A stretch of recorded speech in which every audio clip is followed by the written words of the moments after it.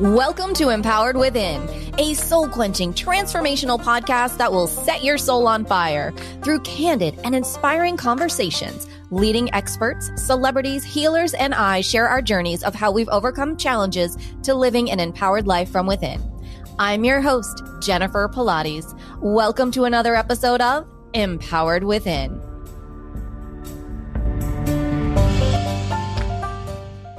Hi there and welcome to the show. I am honored to have with us our guest today, Rick Ornelas. He is an author and positive change expert who teaches men and women to unlock their amazing potential to create an incredible future and change the world around them. He's the author of the best-selling book, 12 Hours of Heaven, Lessons for a Better World, and founder of iSpark Change, a global movement and online community of those who seek to make the world a better place one act at a time. Rick wasn't always interested in helping others on a global scale, despite being pushed repeatedly in that direction by near-death experiences, family tragedies, and deaths. It wasn't until the ever-worsening times of 2020 when he was laid off, quarantined, and desperate that he finally got the wake-up call he needed. His awakening came in the form of a divine inspiration, an awe-inspiring connection when he least expected it. He went from hopeless to writing a best-selling book in under 3 months while envisioning and creating an incredible future.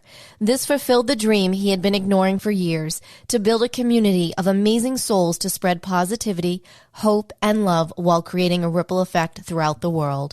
Welcome to the show, Rick. I'm so honored to have you with us today. Hi, Jennifer. Thank you for having me on. It's a pleasure to be on Empowered Within. Thank you. I'm so honored to have you. I have to say, I absolutely loved your book. Couldn't put it down. I read it so quickly. It was so inspiring. I love it. I read it's 20 years in the making.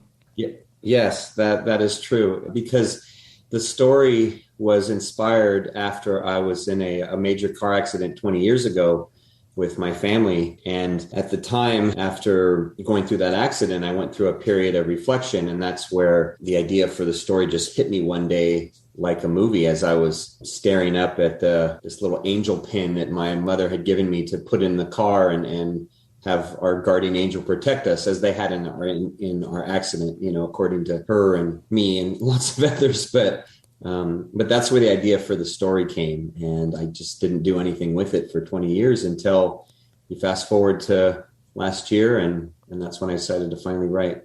Was this a quick write for you once you actually sat down? It didn't start out that way. So it's my first book. And being my first book, I did some research on writing and the recommendations of experts on how to write. And they say, just make sure you write every day and write consistently and give yourself a goal like 500 or maybe 1,000 words a day. And so I started in that process in early April of 2020. And I started writing just very methodically. And I was going about it the methodical way. And when I hit around June, things really shifted. And that's where I started feeling like I was having this spiritual awakening and being given the story that it wasn't coming from me, that it was coming from somewhere else.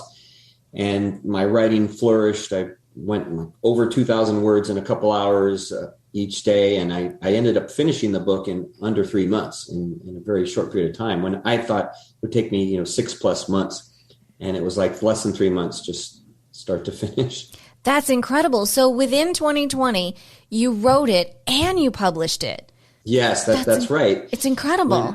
And that's not the norm. No. What happened, and then there's lots of people that publish books quickly, but what happened was when I was going through that spiritual awakening, I felt it was such a deeply personal time that I didn't share what I was going through with anyone, not even my wife or anyone, because I felt this deep personal connection with God. And I really didn't understand what was going on, but it was really special and I didn't want it to end. And so I just kept that to myself and I just went about my writing and, I'd come in my office and write each day and didn't really say much. And then when I finished the book, I felt this deep urge to share with anyone that I could, go scream from the mountaintops what had been happening with me, that I'd been going through this period of, and it lasted like 6 weeks where it was like, dreams and visions and all these crazy things that were going on with me and my writing. So I felt this deep urge to share. So I shared, I put a video on Facebook, and then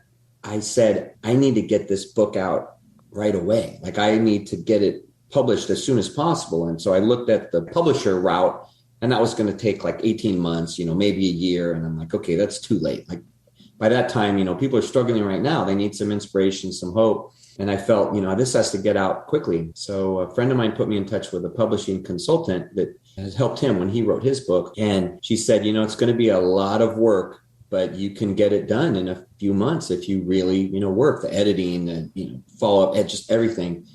And so the book came out. We're coming up on the anniversary next month. It came out October 14th of last year. So just after, just a couple of months to go through that whole process to get it ready to be released. That is absolutely incredible. And congratulations on your anniversary. This is so exciting. Thank you. Yeah, I'm pretty excited about that because it just brings back all those memories that I had at this time last year and everything I was going through. Yeah, what an incredible time. So prior to being an author, what were you doing? Because you just seemed to, everything sort of pivoted for you. Tell us about that. Yeah, it did, Jennifer. It really did, because I had been, still am a business coach. I had a business coaching business, strategic medical coaching, teaching doctors the leadership and business skills needed to have a successful practice. And I started that in 2015. But what happened was last year, when the pandemic hit and things slowed down, a lot of my clients, and their chiropractors and MDs and psychologists, their practices slowed down, and they needed either to put my services on hold, or some of them needed to stop. So I found myself with a bunch of time, not a lot of revenue coming in, and got anxious and a little fearful and not knowing what the future held. And then I wrote a blog article about using the time as an opportunity to be grateful for what you have and to help others. And in doing so, I was like, okay, now you need to write that book that's been in your head for 20 years. And these little signs have been coming, for a couple of years, like, hey, you should write. And I hadn't. And then I was like, okay, now you have no more excuses, right? There's no reason not to write. But that's what led to the writing process. And then in the writing, that's where I had more changes, like starting a whole another organization, I Spark Change, to spread positive change and empower others to elevate their social impact. And I still have my other company, but I'm, like juggling the writing with the one company and the other company, and just, yeah, a lot of pivots, a lot of changes. I love the story because how incredible that during such a traumatic time in all of our lives, you brought us such an incredible, inspiring book. Well, thank you, Jennifer. I'm glad that it inspired you and others, because when I wrote, that was my whole goal, was that if I can, I feel that what the story I've been given is going to inspire others in some way, right? Mm-hmm. There were others that were struggling like I was. There was others that were going through difficult times. And that's why it was so important for me to get it out as soon as possible, because I was like, hey, there's people that are not in a good place right now, because I had been one of them, right? I had been one of them that was not in a great place before I started writing, and I wanted to help to give them some hope and inspiration. So I'm glad to hear that it did for you. And it was, for me personally, it was an incredible read.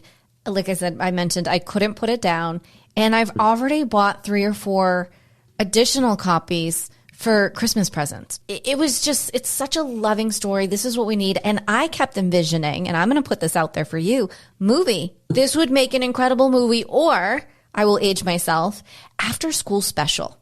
Do you remember back in the day, like you'd rush home from school and there would be these after school specials, for those of you who may not remember that. And I thought, what an incredible series this book would make. Yes. So you're right on track with what I've been thinking, because when I first had the idea for the book, when I'm sitting in my car and reflecting that day, and the story hit me like a movie, it hit me like I had just watched it. When you come out of a theater, for example, hopefully people still go to the theater. So you watch the movie, and then afterward, if you liked it, you want to tell somebody about it, and you have it all fresh in your head. Well, that's how it was for me with the story. And so I've always envisioned it as a movie. And then some of the early reviews that came in were like, oh, this would make a great Hallmark movie, or, this should be a series on Netflix. So I've sought to have screenwriters read it, and there's one who's reading it right now, but I'm trying to connect with some others some people to read it. And I've always seen it that, and I know in my heart that it will become, a movie. It will be made in some capacity. So we'll see what that looks like. Hey, I used to love those after school specials, so I'd be fine with that. Or, Netflix would be great because, that would be the equivalent of today's after school special, I guess. I guess so, right? I could totally see this as a Hallmark. And as you were speaking, and who I started thinking of was Kathy Lee Gifford. I don't know if you know who she is, but she's just in Tennessee now. So she's right close to you.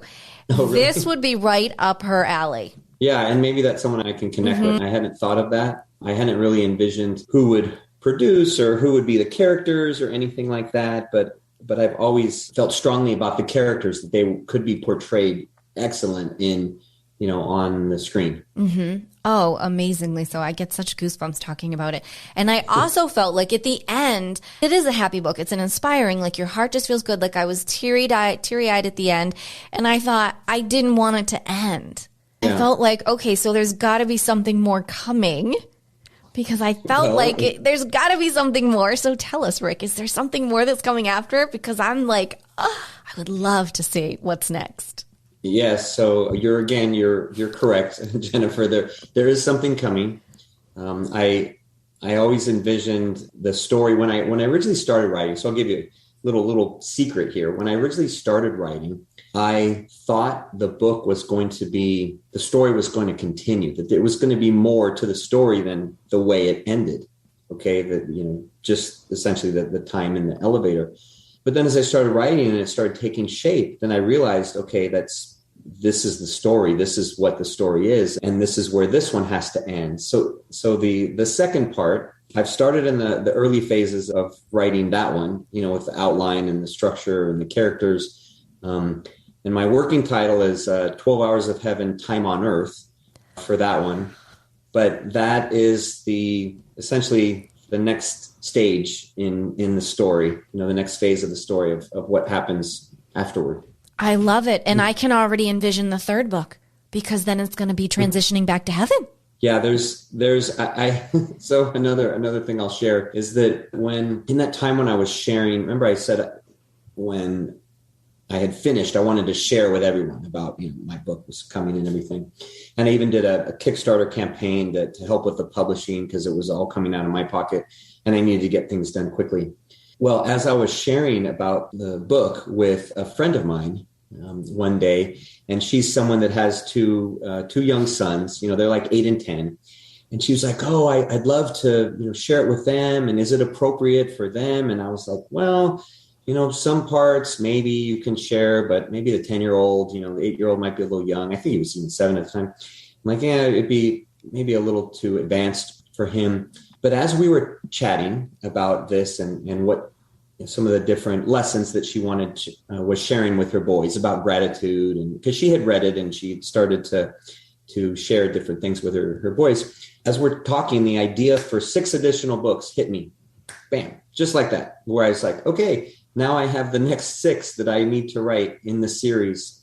So you're right, there are more books to be written. I just need to get around to writing them, I guess. Right? Well, I, for one, am super excited because I loved it. I just felt like I had met like family that I didn't know I had. It was really great and so special. What is one? Thank you. You're so welcome, of course. What is one thing that you hope your readers take away from your book after reading? The biggest lesson, if you will, that I want people to take away from them, because there's lots, right? There's lots of the lessons, and I have in there Lessons for a Better World. I guess it's actually twofold. I'm gonna start over and say that it's twofold. Two things I want them to take. One is that I want them to relate to one of the characters in some way, right? I want there to be some connection that they can see themselves and they learn something from what one of the characters goes through, or maybe multiple characters, right? That would be the first thing I would say. And then the second, which really goes for anyone, and I talk about this for I Spark Change as well, is that for them to believe that they can make a difference in the world, that they can make the world a better place.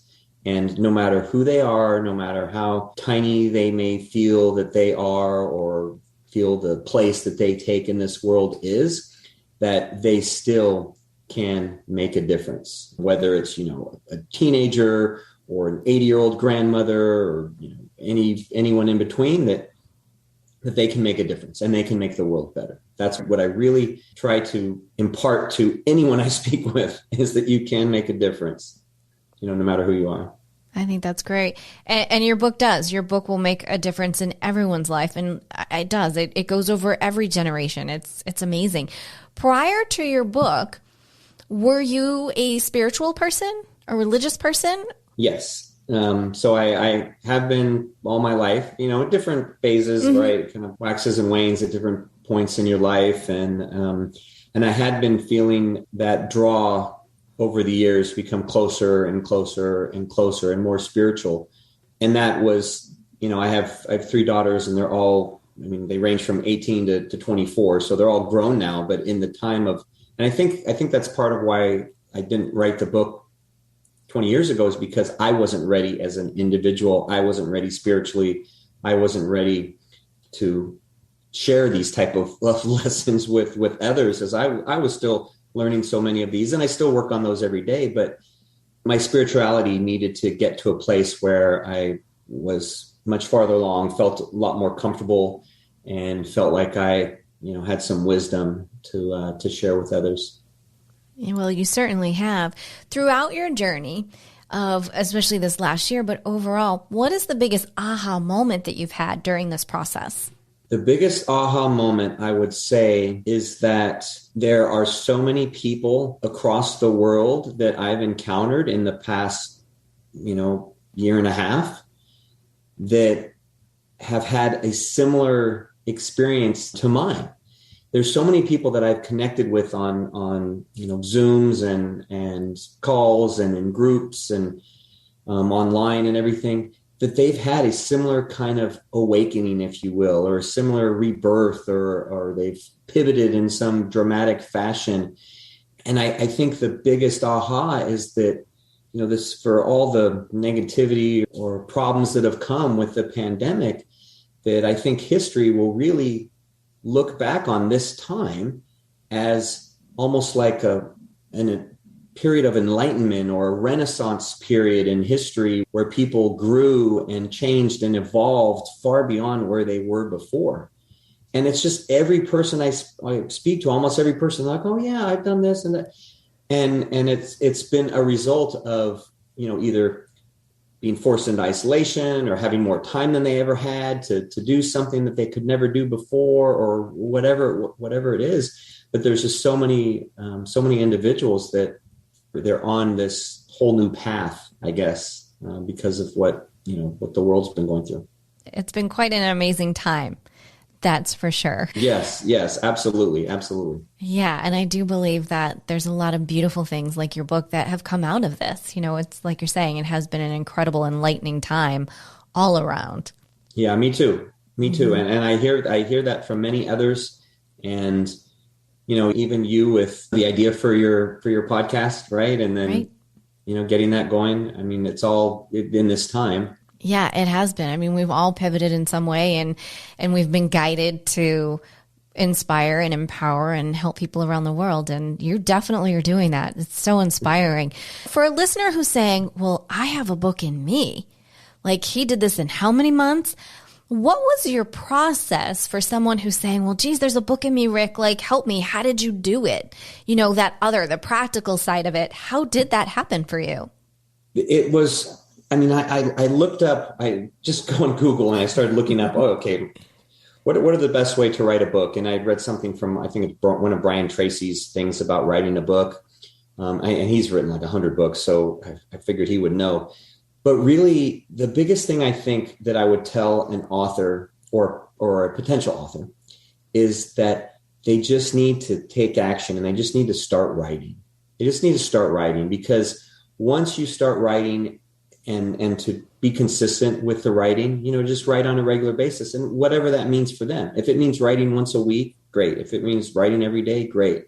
But just that you make that commitment to write regularly and you get started in the first place, because there's a lot of folks that I've spoken with that they say they have a book, and like me, they just they haven't started. And actually 20 years ago, after my accident, I wrote like a page. I wrote a page. I typed out a page on my computer, and then I never did anything with it. And I went back to life and totally forgot about it. And it wasn't until, just past couple of years, I started thinking about it again and realizing, this is a story I need to tell. So I would just say to get started. And I have had, in fact, I had someone over the weekend on Instagram contact me because she's interested in writing a book, writing her first book. And I've had probably at least, 8 or 10 people contact me about the same thing. Hey, I want to write a book. I've never written a book. How did you do it? But what worked for me, Jennifer, was just being consistent. So I said, okay, I'm going to write every day. I gave myself a goal. I'm going to write at least 500 words a day. And then I kind of bumped that up to 1,000. And then, when things started going great, then it, just went well beyond that. And I set a time and had the luxury of having the time, being at home with the pandemic. But even if someone's working or whatever it is, they set that time that it's, hey, I'm going to write every Saturday morning or, every Tuesday and Thursday evening at 6 p.m. That's my writing time. Just anytime, but just set it. And then whatever comes out, just let it flow. That's excellent advice. And now, as far as how you funded, because you funded your own process for publishing, how did that work for you? Well, I had to, luckily my friend, one of my mentors, Danny Bader, he put me in touch with this consultant that he had used. So she was a coach that came with a cost, but that cost was one that I was willing to invest in because it shortened my time to get everything published. And it shortened the time to, me having to find, interview 20 different editors and, and all these things. So again, I looked at what do I need? Okay, I need an editor. I need a cover design person. I need a layout person. And luckily with the consultant, she was able to put me in touch with some people I found on my own. And then as far as the self-publishing process, getting things on Amazon, it's really not that challenging. When you go on Amazon and read the information on how to self-publish, it's just a stepwise process that you have to follow.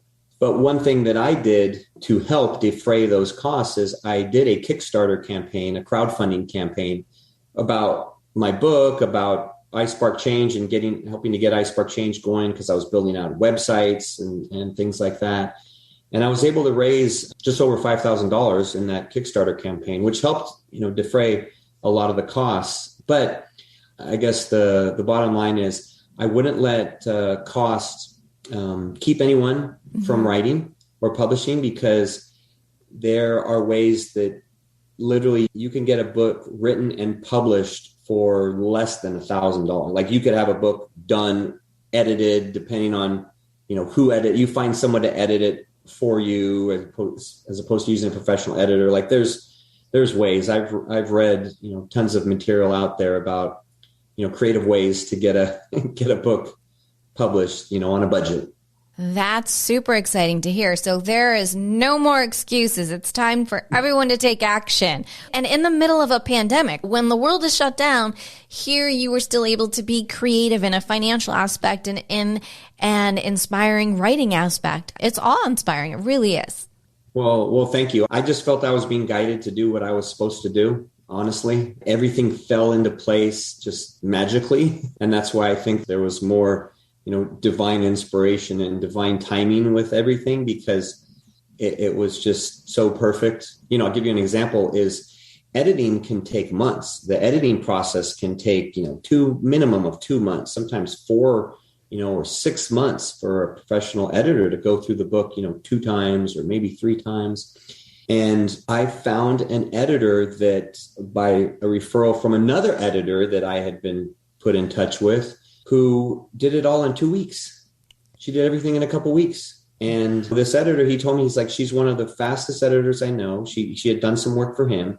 And he's like, she does excellent work. And she's just very quick. She's very quick at and I'd spoken to other people. They're like, yeah, I can't get to this until this was like August. I'm interviewing these people and people are like, oh, I can't even start it until November. I can't even start. And I was like, oh, well, that means next year. I was originally thinking January of 2021 for a release date. And then when things started falling into place, I'm like, oh, we can get it out in October. We can get it out before the election and holidays and all this stuff. And so when there's a will, there's a way, I guess, to use the old cliche. And you just have to find the right people out there. Yeah, that's excellent. Divine timing, following the universe, following your passion in your heart, and anything is possible. Yeah, exactly. Is there a moment when you look back over life, even the last 20 years since your process started for you, is there one moment that you are most proud of? Wow, that's an excellent question. I don't know if anyone's ever asked me that question.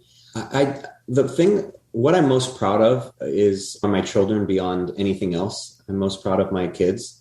So I can't really say that there's one moment. I'd say that it's hard to measure any of the moments, for them that I'm proud of, because there's just so many.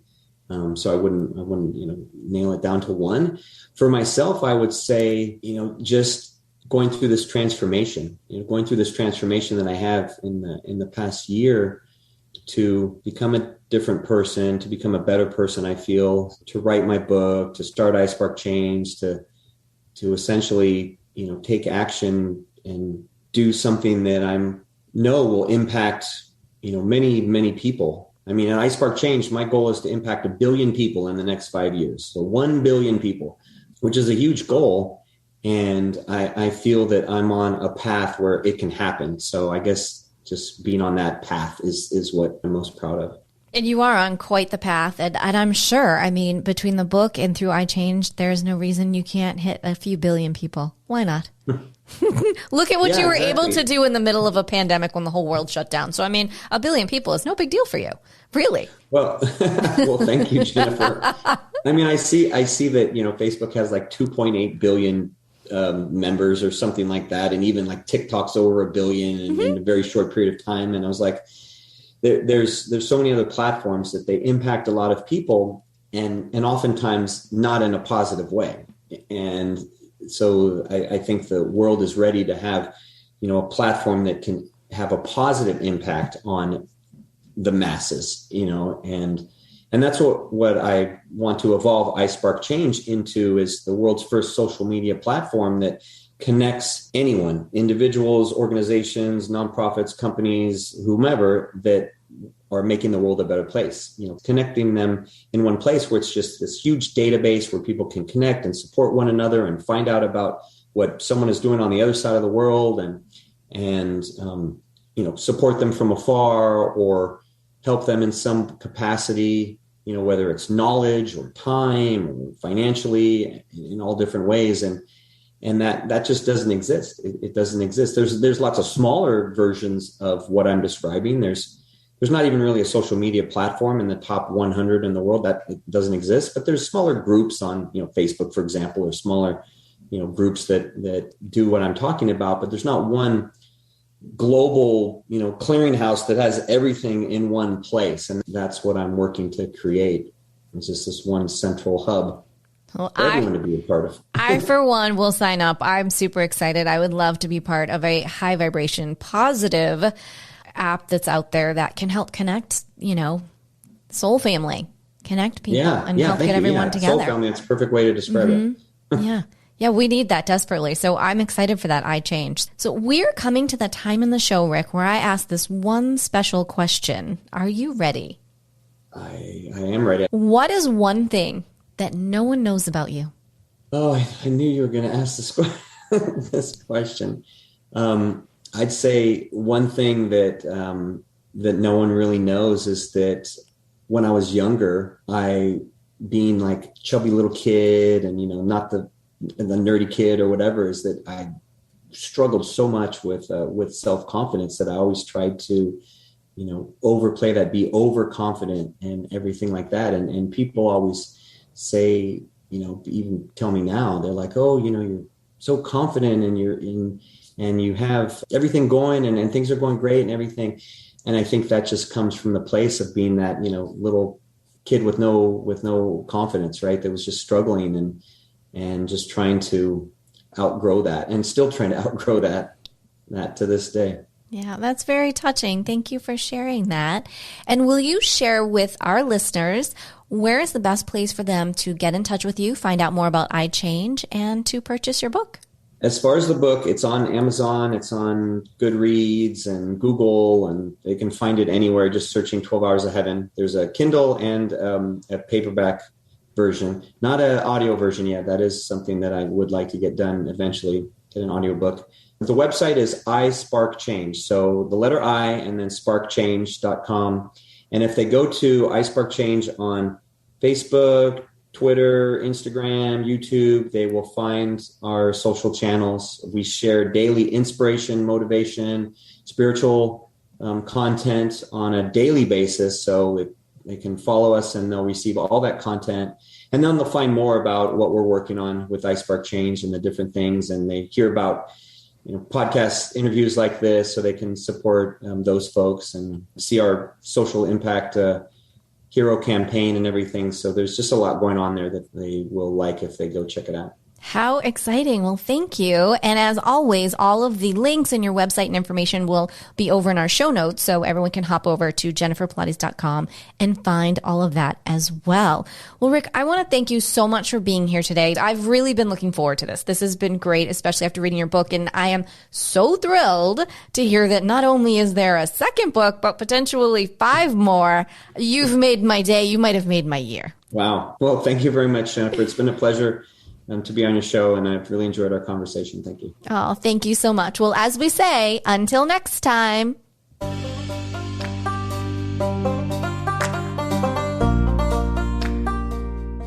Thank you so much for tuning in to another episode. Please remember to rate, review, and subscribe to Empowered Within with Jennifer Pilates. Your feedback is important. It helps me to connect with you and gives me insight into who you are and what you're enjoying about the show. For today's show notes and discount codes from today's sponsors, head over to jenniferpilates.com. Until next time, may you live an empowered life from within.